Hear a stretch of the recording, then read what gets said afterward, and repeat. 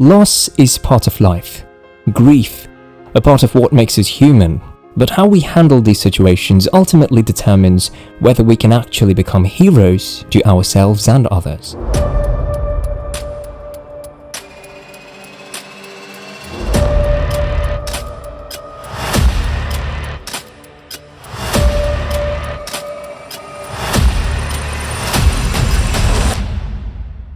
Oh God, she will die.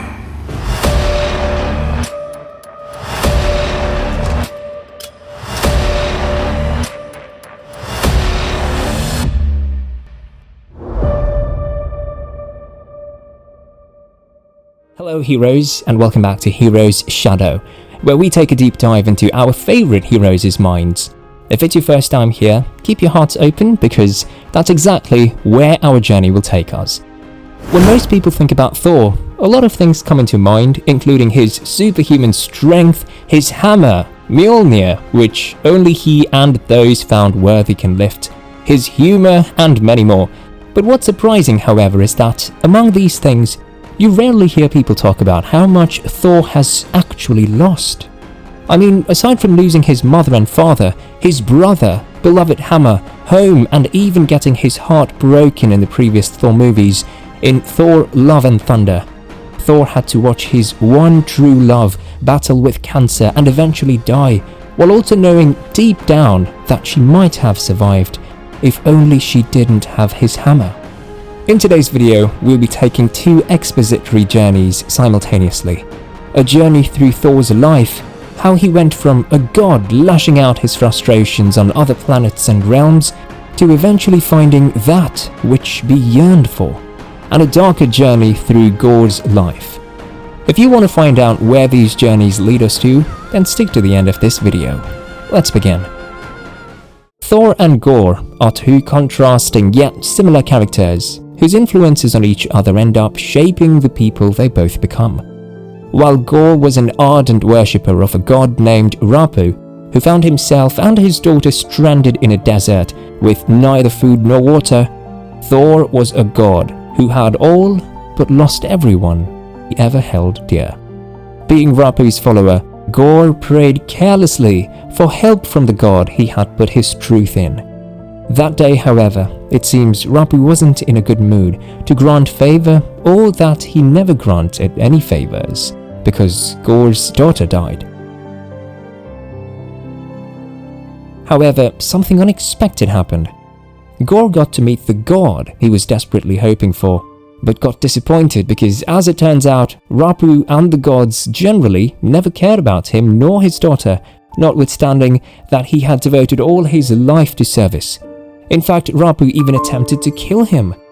This revelation heightened Gorr's grief, and for good reasons too, and Gorr became someone different, something different. Having been chosen by the Necro Sword, Gorr became the God Butcher. His grief, fueled by hatred, set him on a path of self-destruction. Meanwhile, miles away from this desert, Thor's transformation path had already begun. Having defeated a bunch of bird creatures who had come to wage war against the undefeated people of that region, Thor soon slowly drifted into his sorry state after the crew began getting distress calls from all around the galaxy about the brutal slaughtering of gods. It is at this point we see the human side of the great god of thunder when he says, I have loved before. It didn't work out.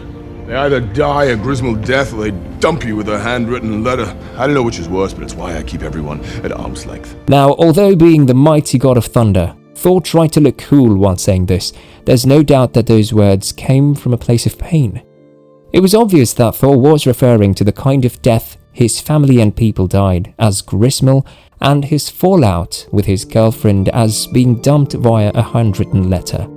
Peter Quill's response to Thor's statement, however, was epic and brings us to the first step of dealing with loss. Relish the old memories and accept that they are gone. Draw the strength you need to do this from people around you. Remember what I told you? You ever feel lost? Just look into the eyes of the people that you love. They'll tell you exactly who you are.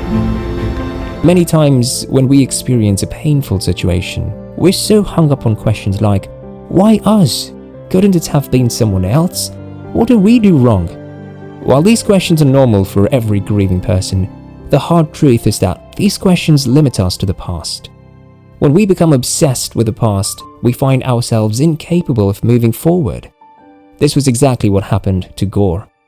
After Gorr got the Necro Sword, his own questions centered on why his daughter had to die. Why didn't the gods at least spare her?